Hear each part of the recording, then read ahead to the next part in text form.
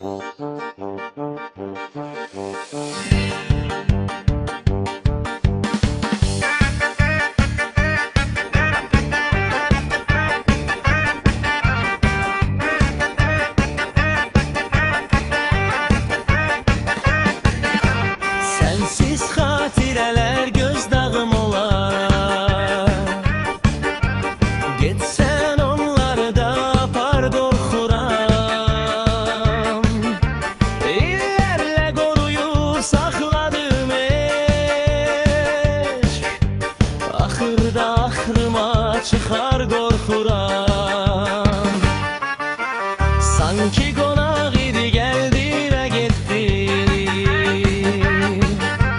Gettin hayatımın mənası getdi. Onsuz da bu ürək sənə aiddir.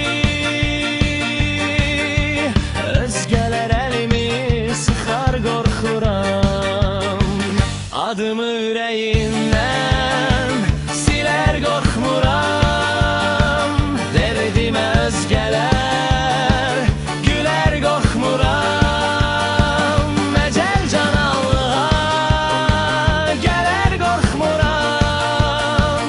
Ahım bir gün səni tutar qorxuram.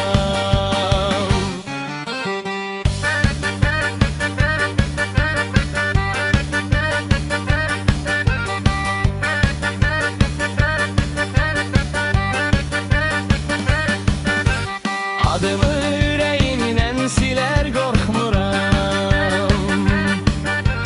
Dərdimə özgələr gülər qorxmuram. Əcəl can almağa gələr qorxmuram. Ahım bir gün səni tutar qorxuram. Adımı ürəyimdən silər qorxmuram. Dərdimə özgələr gülər qorxmuram. Əcəl can almağa gələr qorxmuram. Ahım bir gün səni tutar qorxuram.